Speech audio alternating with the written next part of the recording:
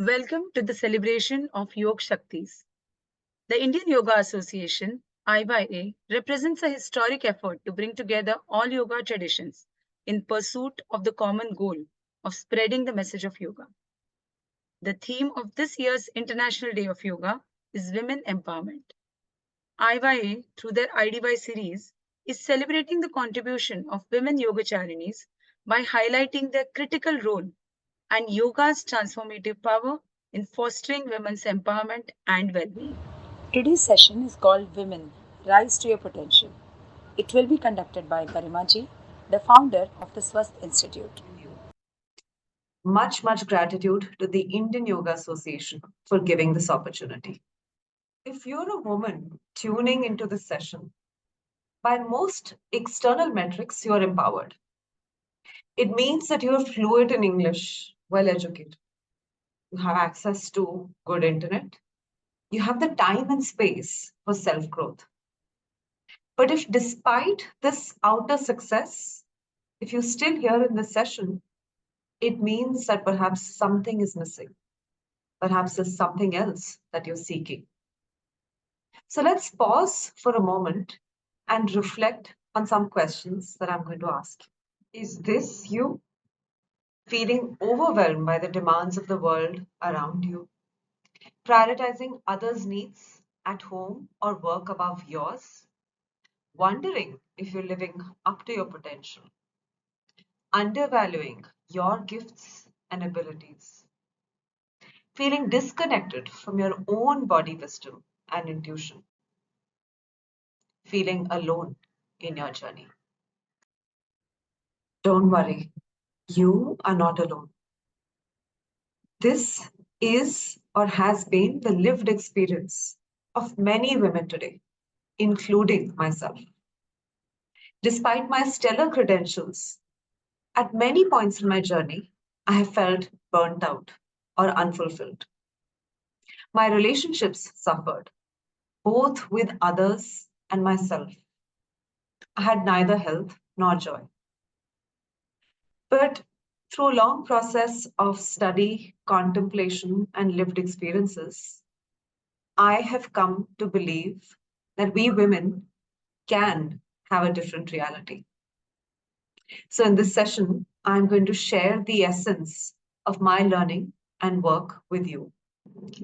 By the end of this session, you will have the beginnings of a new vision, a destination for you to be, a path, an approach to get there, and a process to walk the path. To get there, in this session, you will see challenges with the current approach to women's empowerment. Whether or not we've been consciously thinking about this or not, there are certain beliefs that run subconsciously that we are going to look at today. We will also see a new wholesome and easeful approach to empowerment. What can a different way look like?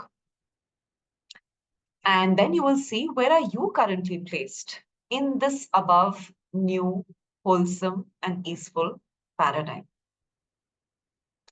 You will also see how is it that your past shows up in your present life. So whether or not, again, we were aware of it, our past conditioning, context, patterns, and beliefs all show up in the present and therefore create our future. So we'll become more aware of that as women. What are some of these common patterns that are governing our life? And then with this awareness, you can step out of old limiting beliefs, tune into your inner wisdom, and start to get a glimpse of what it might be to rewrite the story of your life in the future. To make the most of this session, you don't need a yoga mat. We're not going to be doing a physical practice today, but we will be being in yoga. So instead of doing yoga, we will be in yoga, which means to be in union with, in harmony with ourselves, so that we can understand ourselves. And for that, I invite you to bring out a pen and a few pieces of paper.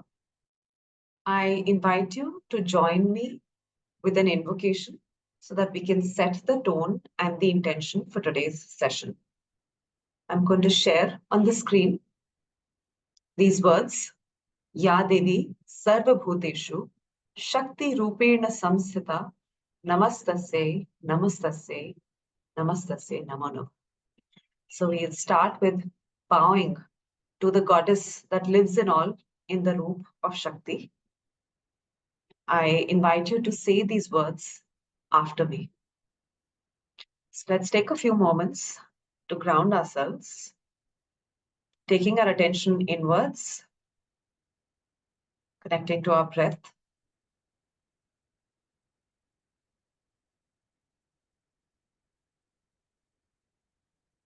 Becoming present.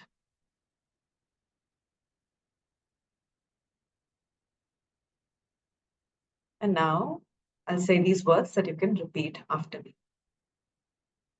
Ya Devi Sarvabhuteshu Shaktirupena Samsthita Namastasye Namastasye Namastasye Namo Namaha.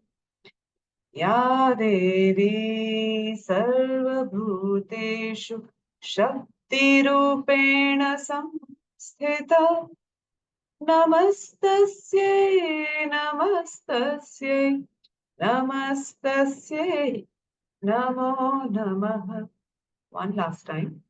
Ya Devi Sarvabhuteshu Shaktirupena Samsthita Namastasye Namastasye Namastasye Namo Namaha.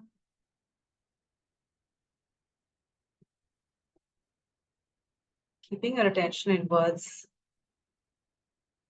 let the energy of these words spread through every cell of your body.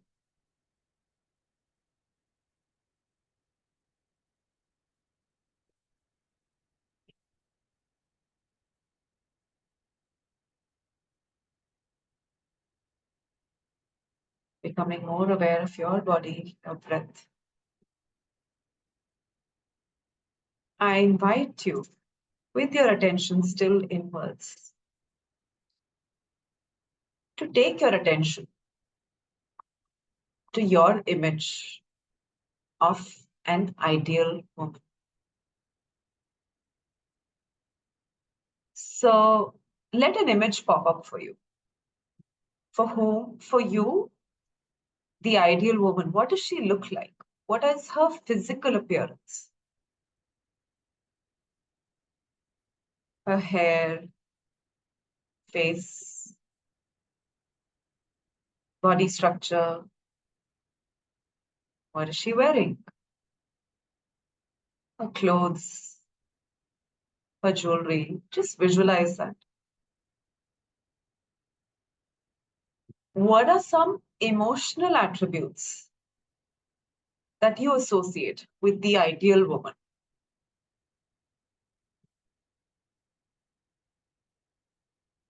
What is her personality like? What are her qualities?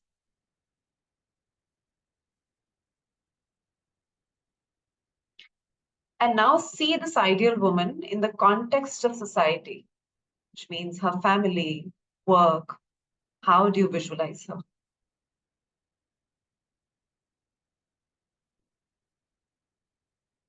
What makes her ideal? Visualize as many details as you can.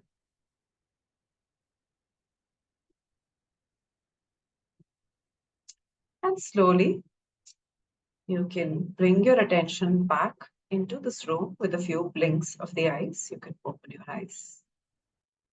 So what you just visualized was your imagination, your template, your description of what an ideal woman looks like. And different cultures and different times have had their own template. I'm going to show you for the sake of simplicity, two templates, a traditional and a modern template of how we try to visualize and fit the ideal woman. This is the traditional template. You can see right from the physical appearance of long hair, wearing a traditional dress with jewelry well put together, to certain emotions and personality that we can attribute to such a person. We see her as loving, caring, giving, sacrificing, putting others ahead of herself, always thinking about others. And also, we always see her in the context of a family. So, how is she as a wife, a mother, a daughter, a sister, a daughter in law? Many, many roles that we see her juggling, all with a lot of grace, a smile on her face, and constantly thinking about the other. This is one of the templates for the modern woman. Right? You can see physically just the clothes that she's wearing, a cool, educated woman, the confidence that she exudes, perhaps certain personality traits like being determined, being a go-getter, breaking the class ceiling. And yes, she takes care of her family, but we also see her leading teams, companies, and bringing in other people as required to take care of the home. So there are many, many different definitions, but for the sake of simplicity, I'm oversimplifying this perhaps, but the idea is to make a point of contrast, the traditional and the modern. So if you can take a moment to reflect, where on this spectrum do you fit in the traditional and modern with respect to your family, work, your physical appearance, your emotional attributes? Please note that the idea is not to say which template is right or wrong, good and bad. There is no such thing. What we're trying to see is that each of these templates had a certain purpose because it was based on a certain context, a certain assumption on society and the fabric of life. And each of these templates has served that purpose. But sometimes when we take things to an extreme and just be governed by this template, it also does pose challenges. So the benefits of the traditional template was that there was a very cohesive family with a very clear division of roles. So a lot of focus on the family. The benefit of the modern template is that the family benefits from a higher income. Organizations get diversity, have a lot of talent coming in. Women themselves have a very different experience of life. So each of these has certain benefits. What are some downsides? In the traditional template, sometimes women feel undervalued. They feel weak, especially if their education has been compromised, or if they haven't been working, if they're not earning. They may actually find themselves and feel that they are less valuable than others. Some of the challenges with the modern structures can be that the family structure starts weakening because there is less support for home. Sometimes it causes rift with the elder generations who are more attuned to a traditional way of being.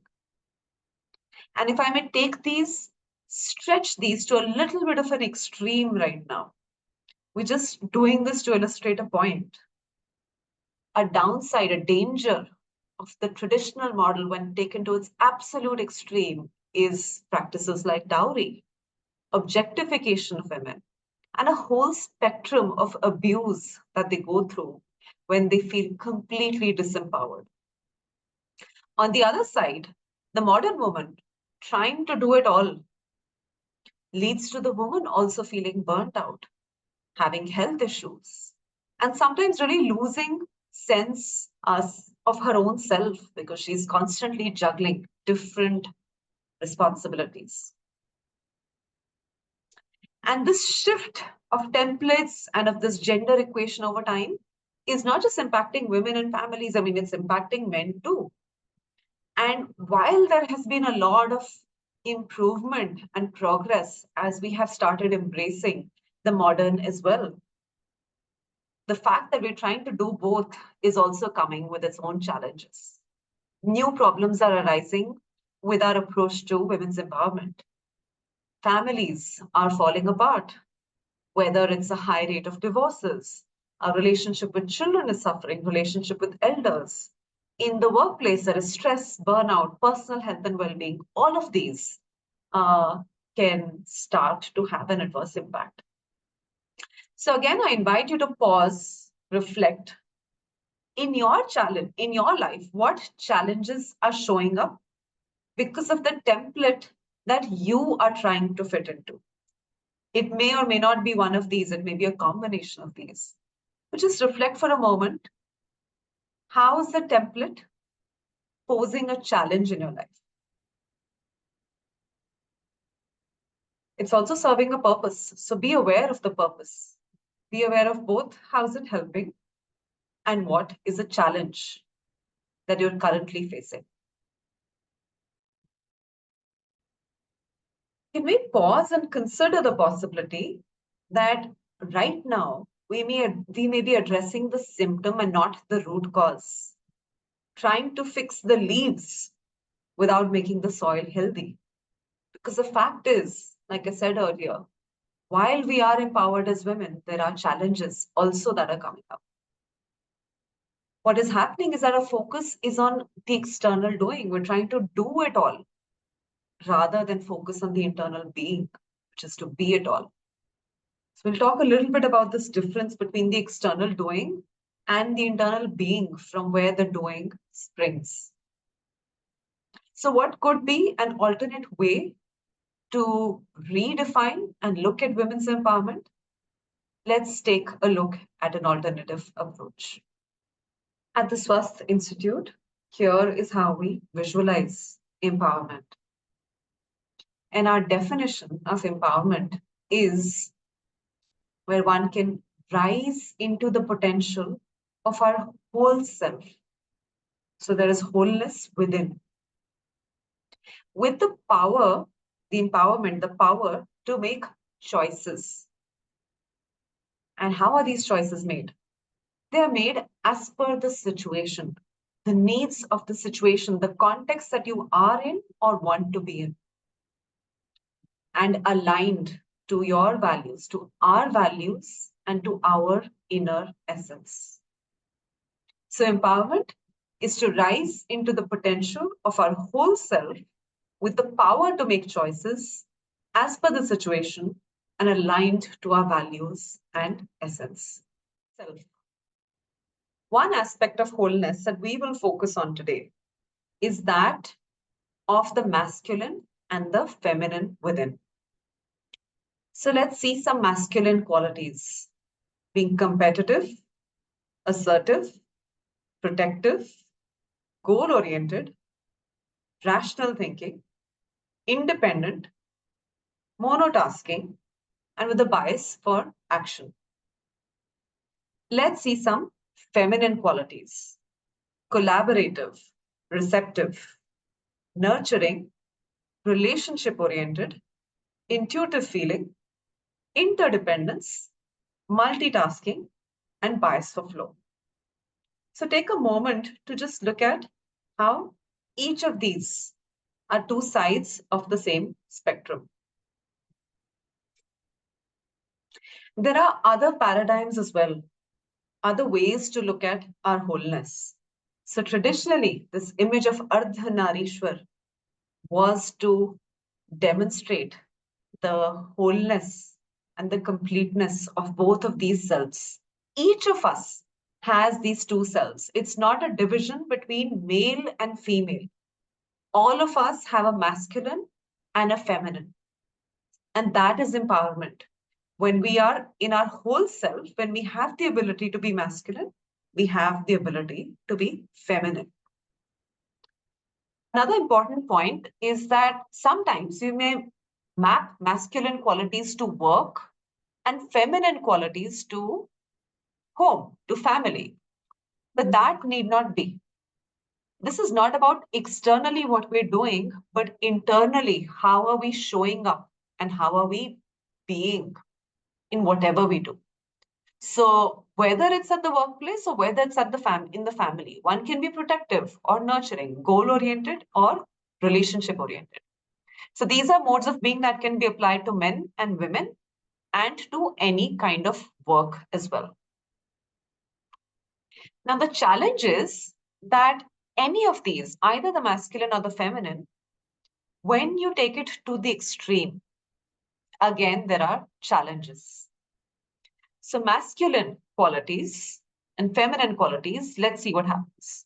The extreme of masculine can lead to a very narrow, short term focus because the idea is to be competing, right, to protecting, and to very, very quickly do things rather than pause and flow. So that narrow focus and that short term focus actually leads to depletion, outer depletion or inner depletion. A lot of the challenges that we're seeing in the world today, even with respect to climate change, have happened because of an excessive masculine energy. We're thinking about maximizing the solo and not necessarily everything. So we're thinking independently, but not really thinking of interdependence. Now, what are some challenges of feminine qualities when taken to the extreme? That can actually result in diffused action, right? Because there's so much focus on being receiving, nurturing, reflecting, and being that the action energy can be less. And it can lead to this energy of self effacing helplessness.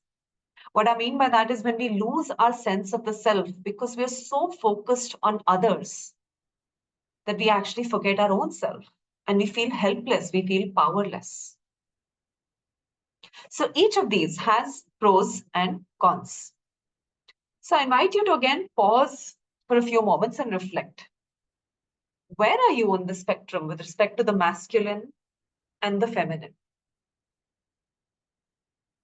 At work, take a moment and see what qualities do you have more of.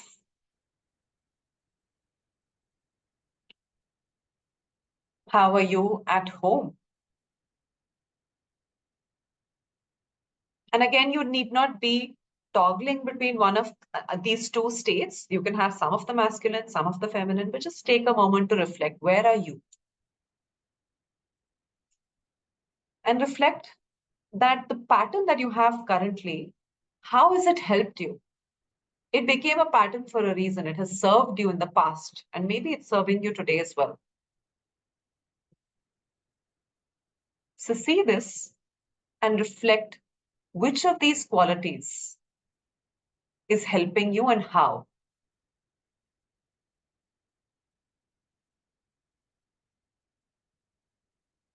And now reflect on the third question. How could your life shift if you can rise into your whole self? So if you're more on the masculine, what might shift if you bring in the feminine as well? Not to switch, but to bring in the wholeness. The ability to be masculine when needed, feminine when needed. So how might things for you shift at home, at work, with respect to your health, as and when you bring in this wholeness?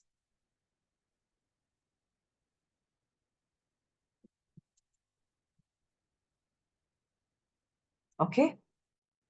So some of you may be thinking that if you think in terms of the masculine and the feminine, this empowerment becomes a very gender neutral term because each of us is rising into their wholeness, the masculine and the feminine. It's not really about the gender as it is about this being, these qualities inside.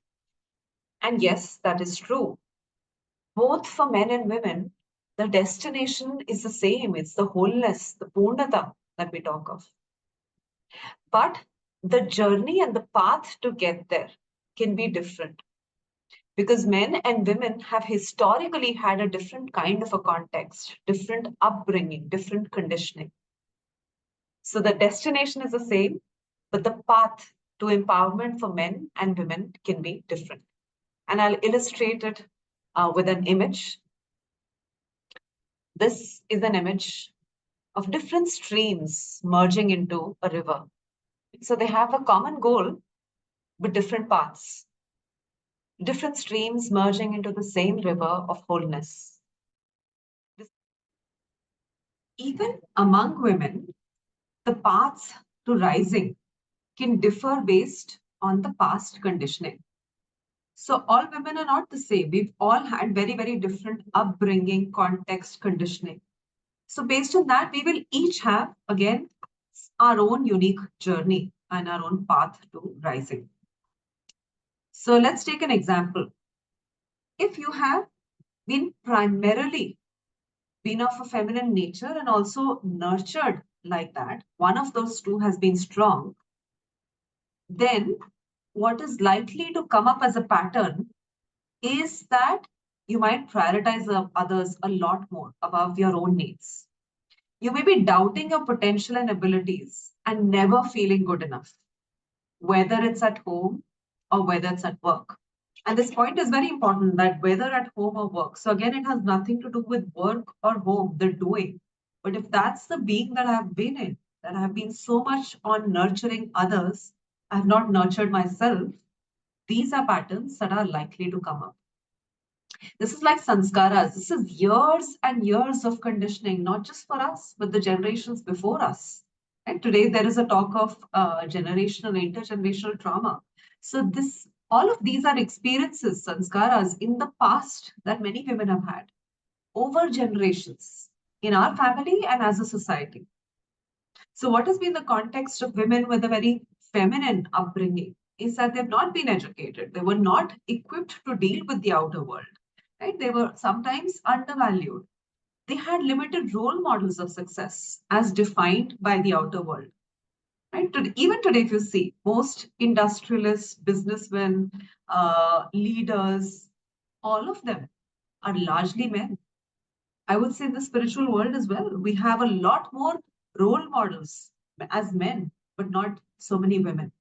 So, because of this, subconsciously, we end up doubting ourselves. We don't have role models externally, and even internally, we don't feel we have all the skills required to succeed in the outer world. So, even when we are succeeding, in the doing, it may be different that we are succeeding, we are doing really well.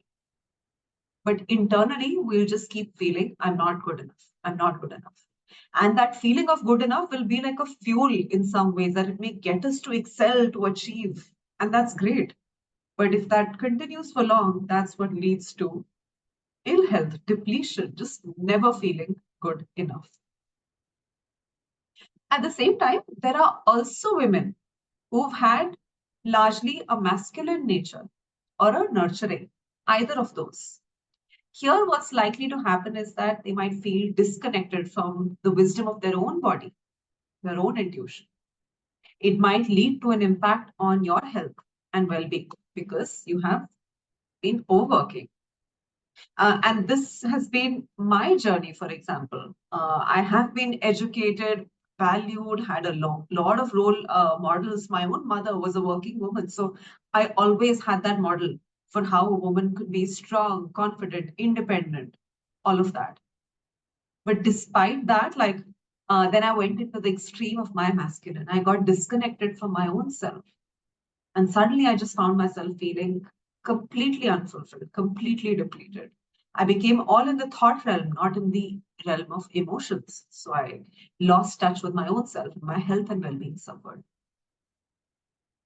Right? So we may have succeeded in the outer world because of the masculine qualities, but we are still likely to continue with this set of issues. At the same time, it's not only challenges alone. We are also likely to have certain benefits because of our past context. And that can serve like a foundation that we can build on. So, if you've been masculine, nurtured, some of the benefits are that you know how to succeed in the outer world. You know how to get things done. And it's the same energy that you can direct them to your inner pursuits, to your inner journey. And so this becomes very handy, this whole energy of doing things, of being result oriented. And we can just shift the results that we're going towards now, perhaps. The result can be, what will it take for me to have my own fulfillment?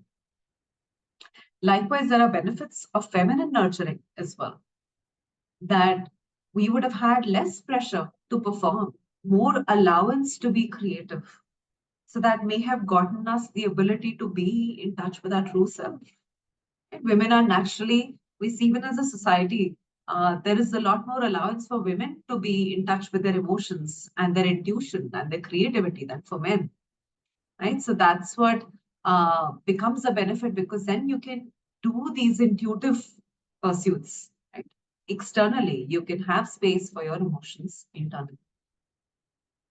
So I invite you with this overarching, some thinking, some thoughts to get started. Again, reflect for yourself. What has been your past conditioning? Largely masculine, largely feminine. Where have you been? It could have been your nature, it could have been how you've been nurtured, how you grew up, seeing the influences around you. And when you reflect on where you have been on the spectrum, what are the challenges that you need to overcome?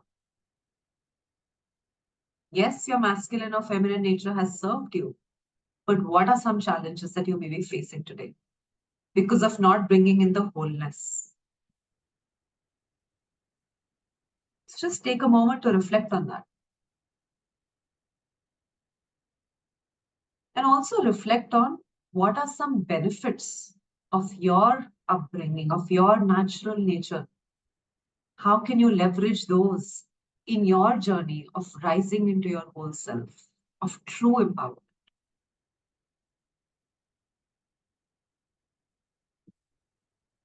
So the challenges, the opportunities, the foundation that you can build on, and what you need to do differently. So far we've seen two things: the destination and the path. The destination is that of rising into our whole self, where there's a power, the true power to make choice. And what do we choose based on the need of the situation? Do I need the masculine more, the feminine more? And aligned to our values, our essence. So that's a destination of wholeness that we saw. And we also saw that men and women will have their own journey to rising. Even within women, we saw, based on your context, your past, your conditioning, the path can be different. The challenges will be different. The opportunities will be different. So what we will now see is a process that you can use to rise into your wholeness. So this rising into the wholeness is inspired by nature, and the connect with nature will become a lot more clearer. But very simply, nature shows is constantly rising and growing. It shows us how a seed can become a plant and a plant can become a tree. So the secret to rise is within this word itself. Each of these letters stands for something. Let's look at them one by one. R is to reconnect. Reconnect to yourself, to nature, and to each other. So in today's fast-paced world, we're all connected, you might say, through the internet, WhatsApp, social engagements, office meetings, get-togethers. You might argue that we have actually a lot more connection that we need. But this connection is at a superficial level. So the invitation is to really slow down, step back, go out, step out of the doing into the being, be with yourself. It's when you connect with yourself, with nature, where so many answers lie, and with other women around, because this is a shared experience of women. You're not alone. That's when the answers will come from. You don't need to look for a book or theory. You will get your own answers. And today we have all the life-changing content that we need. There is enough and more that we have seen on YouTube and social media. But we need to connect with our own selves, our inner guru, our inner teacher, our inner voice, the wisdom of our body, energy, mind, emotions, intuition, and spirit. So that's the first R. I is then to invite a new way of being that supports you.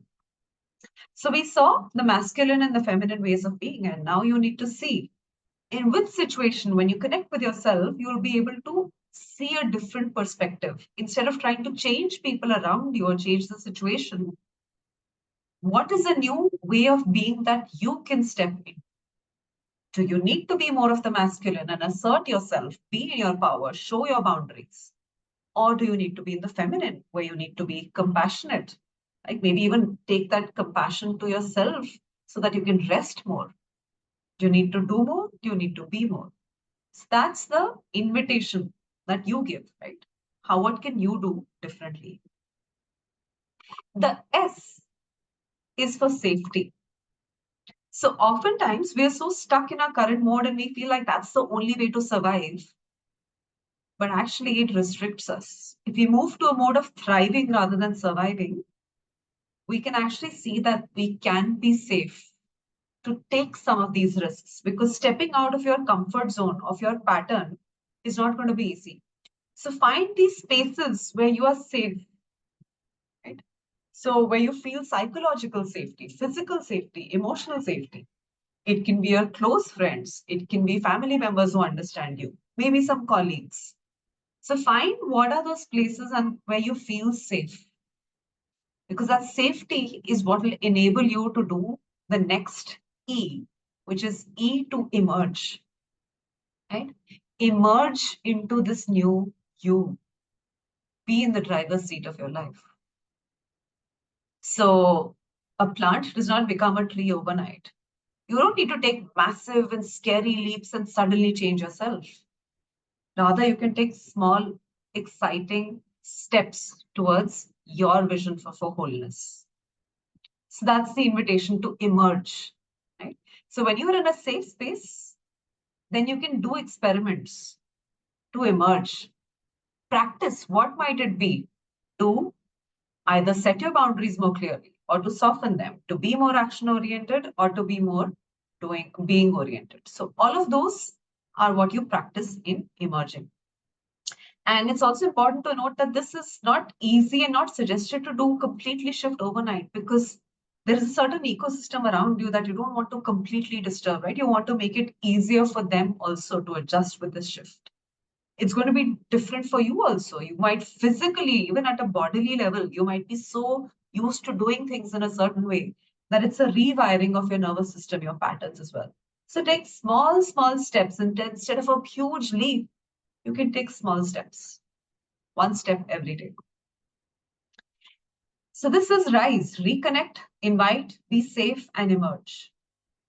And there's another N. N is to nurture this process, to do this on a regular basis. Because when you keep nurturing it, then the rise becomes risen. Then you have actually risen. So the power of consistency. Atha Yoga Anushasanam. It is an Anushasan. It requires committing and taking steps every single day.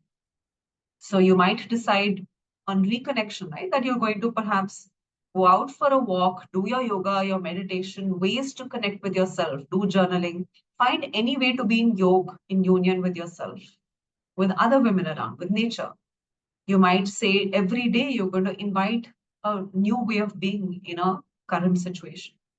You're going to find a safe space where you can emerge. But you need to nurture this process, do this very regularly. So I can share, like for myself, one of the things that really, really helps me, and I do quite regularly, is to spend a couple of hours once a week in nature. That's when I can really step out from my patterns. I can see things very differently, very different perspectives emerge. And I then go back with inspiration to approach challenging situations in a different way.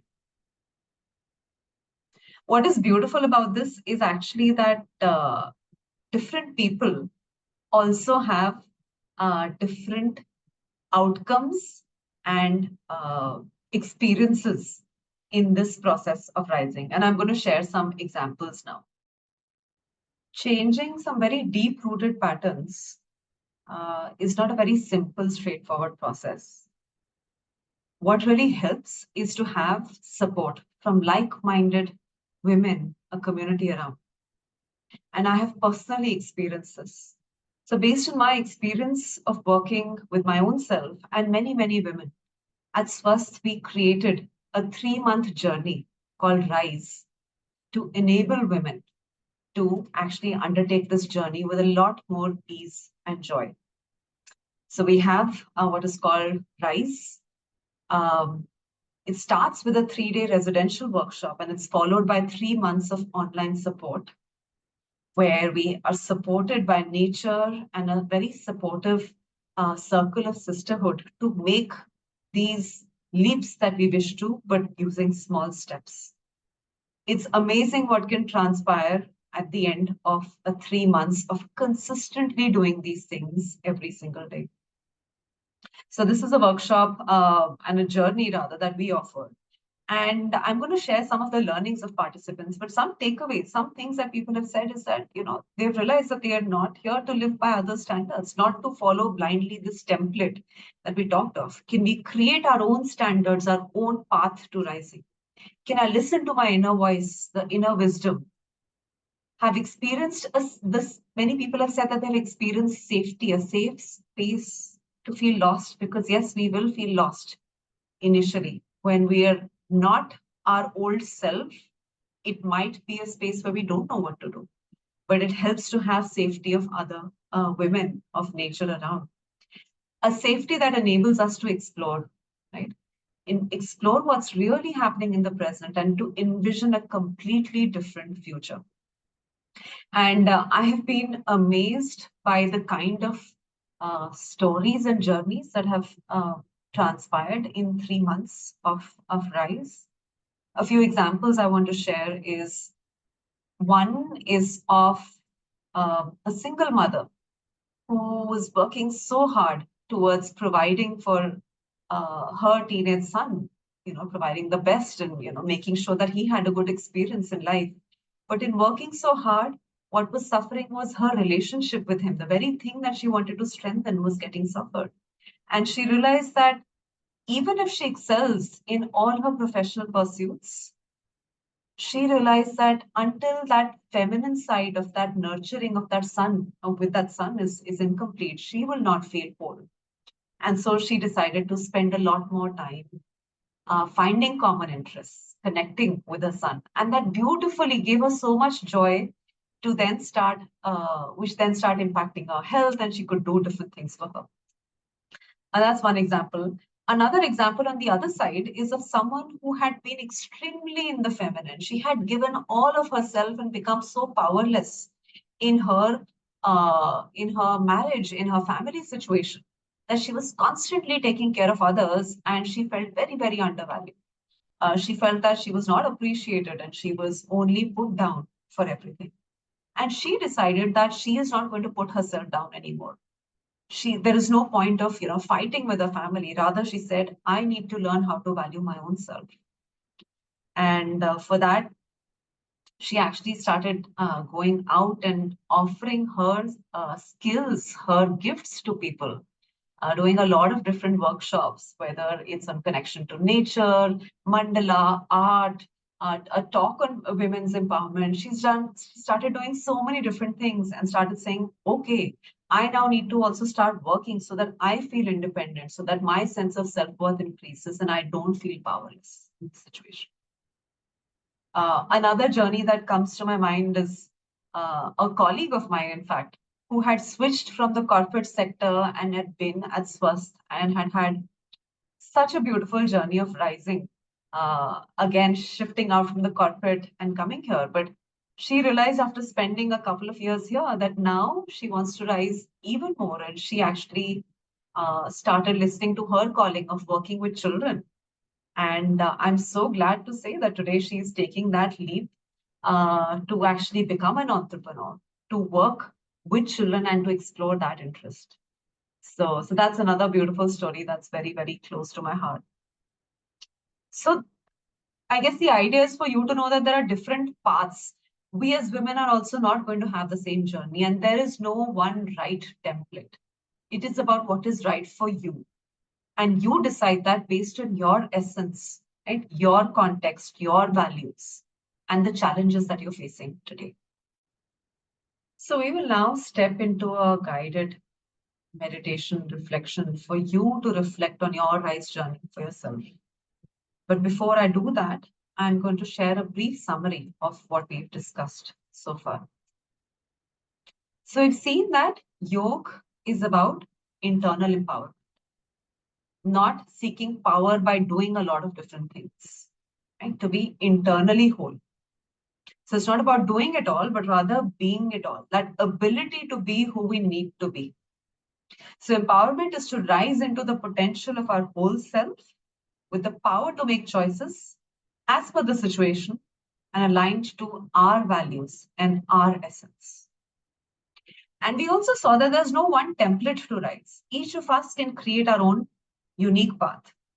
But we saw a common process of RISE: reconnection, invitation, safety, and emergence.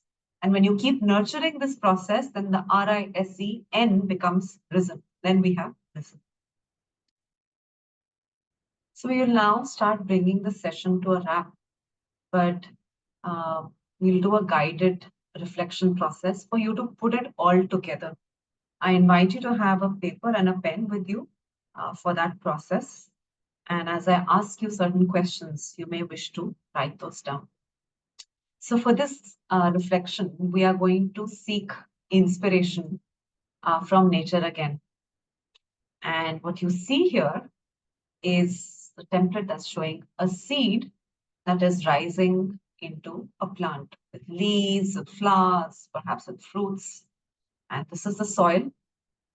And these inputs are denoting certain inputs that the seed gets, right?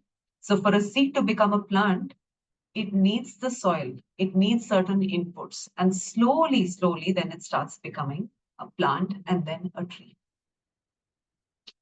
So the way we look at rise in this context is the reconnection, with myself. Right? When we reconnect with ourselves, then we know what is the seed that we're really trying to plant. So that's the connection back to our essence. When we say make the power to make choices aligned to our essence, this is the reconnection. We need to reconnect with ourselves, know what is the seed that we're planting. Then the invitation is these different arrows, these different nourishing inputs that we want to invite, right? Which are going to nourish us, that are going to support the seed. And these inputs can be being, how am I going to be, and certain actions that we're going to take. As we invite things, then we need the safety, right? So just the soil provides us protective cover. Likewise, we need to find safety in certain people, situations, relationships where we can start experimenting so that we can emerge in all areas of our life. Just like a seed converts into leaves, flowers, and fruits. What is your emergence going to look like? So I invite you to take a few moments to connect with yourself so you can take your attention inwards.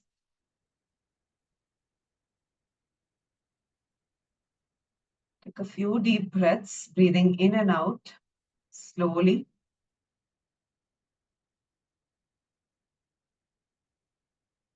You can close your eyes or keep them semi-open.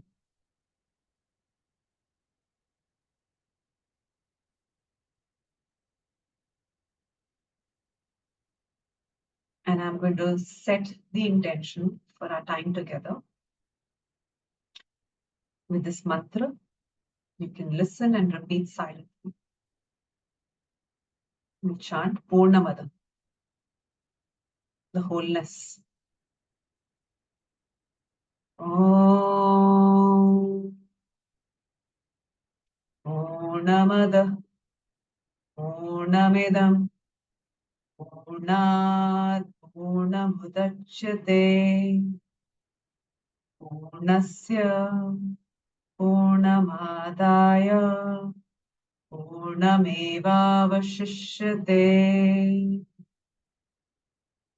Om Shanti Shanti Shanti.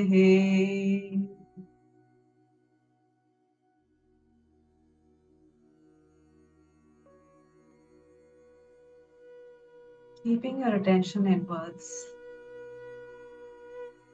connect with your breath.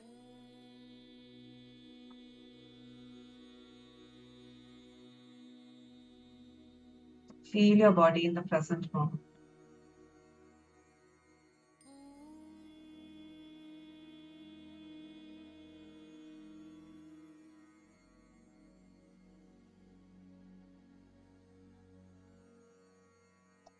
And ask yourself, beneath all the different dreams, wishes, aspirations that you have for your future, what's the seed that you wish to plant?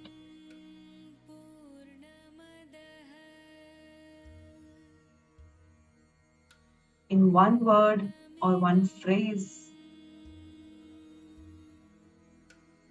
or a visual, ask yourself, what's the essence of the seed that you wish to plant for your new future? How do you wish to be underneath all you're doing?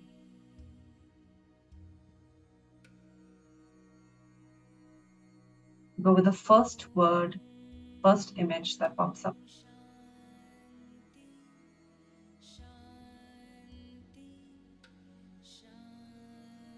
And as you see yourself planting the seed, ask yourself, what are the different inputs that you need to give to yourself? Things that you need to invite into your life.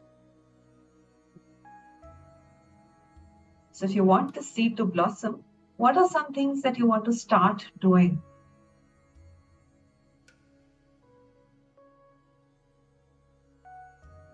What are things that you want to stop doing that don't nourish you? What are certain things that you can do on a regular basis to nourish yourself?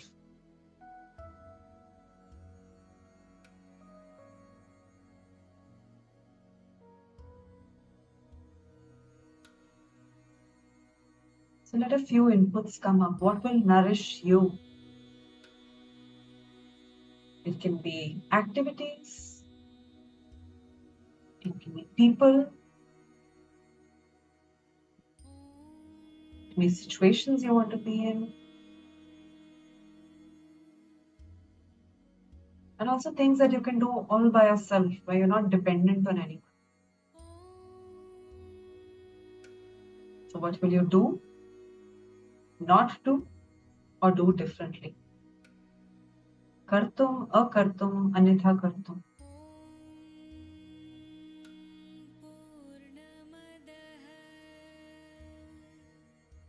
Now ask yourself, what is the safety that you need? What are some places where you feel safe? It can be physical places, like your room, a garden, a temple, a place of worship, anything. Where do you feel safe to be yourself? What are some relationships where you can be safe and you can experiment with a new way of being?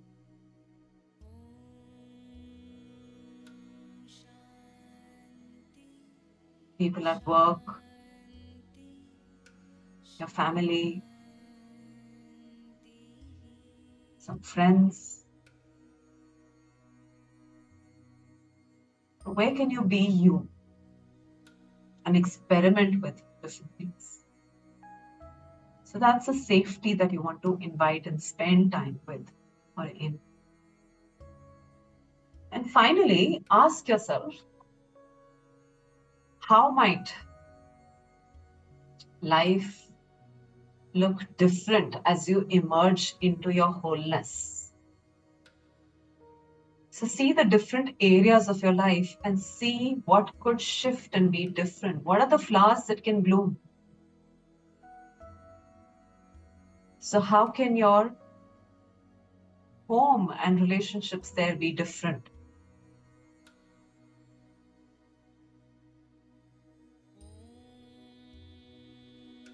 How will you be different in terms of how you are, how you speak, how you engage with others? How will this different you show up differently at work? So don't be bound by any limits. Allow yourself to explore wildly impossible possibilities.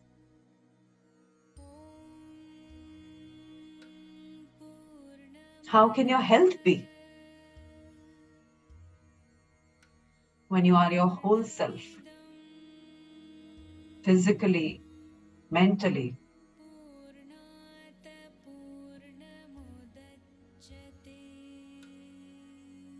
Just visualize what's this new you that wants to emerge and how will she look?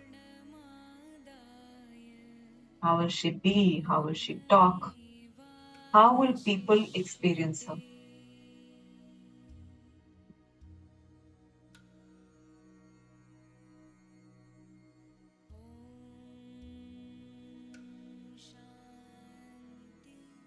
And as you think of this emergence, go back to the seed. From the top, go right to the bottom. Everything that you wish to blossom will happen when you go back to the seed, the essence. You invite energies that will nourish it. You give it the safety.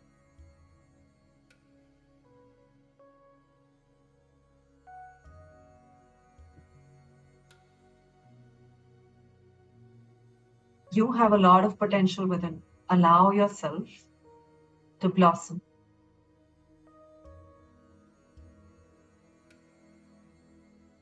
In your own time, you can come back into the space, put this video on pause, and on this template that you see, you can replicate this on paper, write all the things that different came to you. And you can also put images. And this becomes your intention board, your vision board, what you're committed to. So take your time to complete this. Thank you so much for the time, for the trust.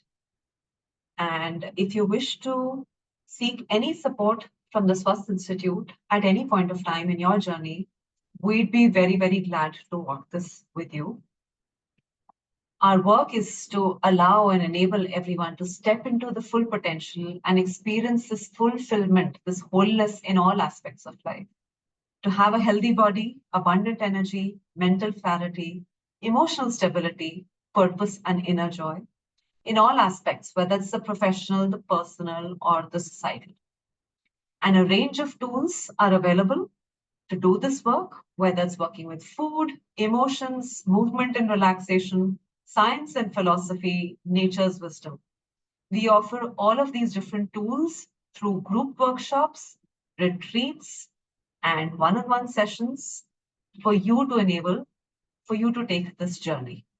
So if you wish to contact us at any point of time, here are our contact details.